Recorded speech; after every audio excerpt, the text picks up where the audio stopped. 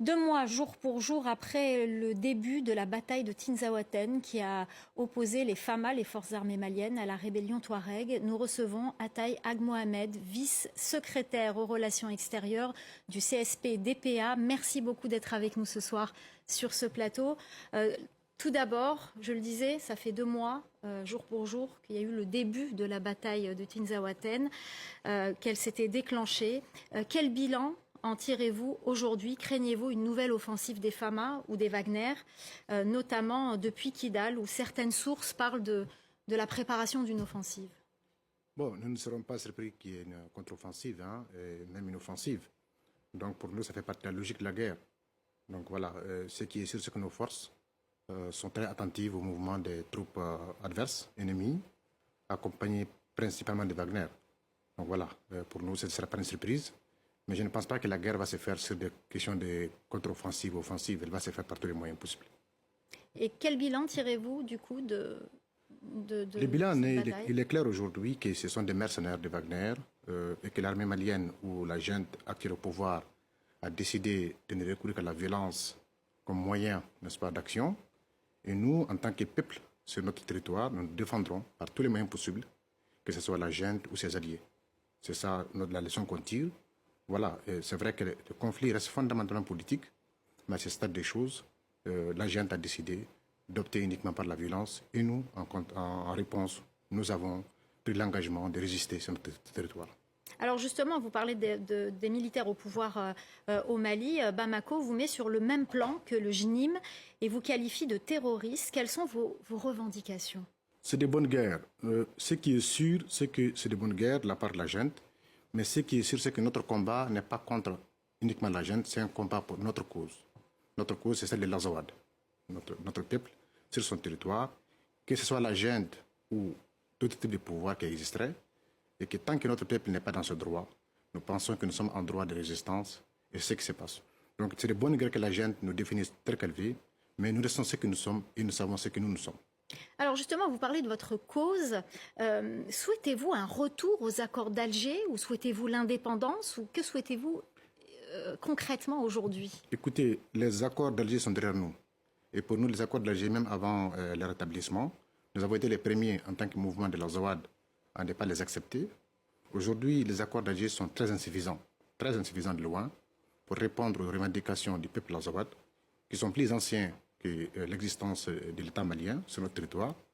Et nous estimons également que voilà, notre revendication qui est mise en exergue aujourd'hui, c'est le statut politique et juridique de l'Azawad. Mais ce qui est sûr, quelle qu'en soit la situation, la décision est prise de la libération complète du territoire de l'Azawad et de ses occupants, qu'ils soient du gouvernement de la junte ou des nôtres ou de ses alliés. Ça veut dire quoi concrètement? Une indépendance de Ça veut ce dire territoire? que nous verrons par la suite, mais pour l'instant, notre territoire sera libéré de ses occupants. Concrètement, l'indépendance, l'autonomie? On verra par la suite. Pour l'instant, nous portons un statut politique et juridique l'Azawad qui veut dire beaucoup de choses en son sein. Et nous ne pensons pas qu'aujourd'hui, il s'agit de discuter de cela. Le plus important aujourd'hui, c'est de résister, c'est de survivre et c'est de tenir aussi face à toutes les menaces. Alors la rébellion du Nord est une rébellion à majorité Touareg. Pourtant, il y a d'autres Touaregs qui ne vous ont pas rejoints et qui sont restés fidèles à Bamako.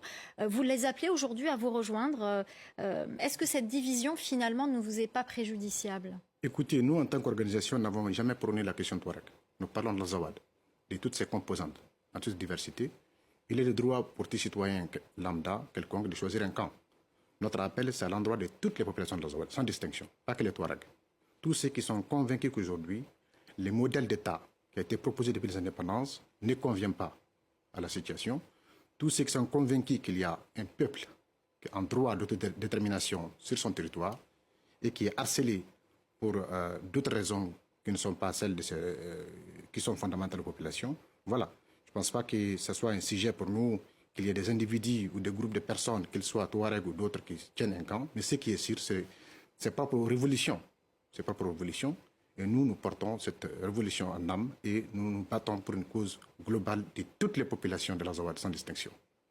Alors, quels sont vos rapports avec les autres pays de la région, comme par exemple l'Algérie ou la Mauritanie aujourd'hui? C'est des rapports de bon voisinage, c'est des rapports de respect de leur intégrité territoriale entière, leur souveraineté sur leur territoire.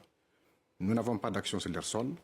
C'est des pays aussi aujourd'hui qui sont la destination principale des réfugiés qui sont contraints à l'exil par les mercenaires de Wagner et leurs supplétifs de Fama. C'est l'inverse maintenant. Et les réfugiés à côté des réfugiés, les déplacés internes, au moment où je vous parle, après les pluies fortes dans la région, il y a des maladies qui se développent. Énormément de personnes souffrent, n'est-ce pas, de fièvres difficiles pour l'instant diagnostiquées. Nous sentons aussi que l'État central à Bamako, dirigé par la junte actuelle, utilise la restriction humanitaire comme un des moyens, n'est-ce pas, une des armes, n'est-ce pas, contre notre peuple, dans le but de l'isoler, de l'affaiblir.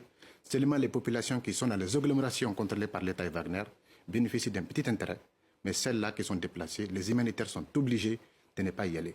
Et voilà, c'est pour nous, c'est une façon aussi de nous mettre en difficulté, d'appauvrir les peuples et de les contraindre, n'est-ce pas, à l'exil. Alors on a beaucoup parlé d'une aide ukrainienne envers vous, envers votre organisation. Qu'en est-il concrètement?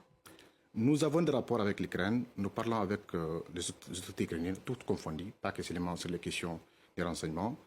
Nous avons établi des liens il y a peu longtemps, et ces liens continuent, mais ce n'est pas spécifique aux Ukrainiens. Nous sommes un peuple en lutte pour une cause, et tous les peuples, toutes les nations, tous les États épris de justice et d'équité, nous les appelons à voir de près la situation. Aujourd'hui, il faut avoir une nouvelle vision de la réponse politique. Notre conflit avec le gouvernement central, historiquement, et aujourd'hui encore, reste fondamentalement politique. La junte peut partir, elle n'est pas notre objectif principal, mais notre but, c'est notre territoire, notre peuple et sa destinée. Alors, vous dites que les relations vous avez des relations avec l'Ukraine, mais avec d'autres. Mais il se trouve que l'Ukraine est en guerre avec la Russie, on sait très bien que l'Ukraine cherche aussi à déstabiliser les Wagner. Il y a visiblement des informations qui disent que l'Ukraine forme aussi vos hommes, notamment à la manipulation des drones, etc. Est-ce que vous le confirmez ? Écoutez, je ne pourrais pas vous dire les détails de nos relations avec l'Ukraine, mais ce qui est sûr, elles existent, ces relations-là. Elles continueront. Et l'Ukraine est harcelée par des mercenaires utilisés par la Russie à des fins de crimes transnationaux organisés. Les mêmes mercenaires qui ont tué des citoyens ukrainiens en territoire ukrainien ont tué d'autres en Libye, en Centrafrique, chez nous dans l'Azawad. Et pour nous aujourd'hui, si l'Ukraine a pour intérêt de toucher les mercenaires partout, nous aussi nous avons cet intérêt-là. Mais ce n'est pas forcément le seul lien. Nous pensons aussi qu'il faut parler de l'avenir politique, il faut parler de la vie, de la paix, après, il faut parler du soutien politique. Et ce n'est pas que pour l'Ukraine, j'insiste là-dessus, tous les États de près, toutes les puissances de près ou de loin, ou les institutions régionales africaines ou internationales, sont interpellées à avoir un regard nouveau sur la question de la problématique de l'Azawad, de façon particulière, du Mali généralement, mais du Sahel. Alors, vous avez bien expliqué que vous étiez en conflit avec l'État central malien dans votre région, l'Azawad. Qu'en est-il des groupes terroristes qui se trouvent sur le territoire? Ces groupes sont là bien longtemps, depuis les années 2000, c'est l'ancien GSP algérien. Je pense qu'ils sont les mieux placés pour répondre à qu'est-ce qu'ils recherchent, pourquoi ils sont organisés, c'est quoi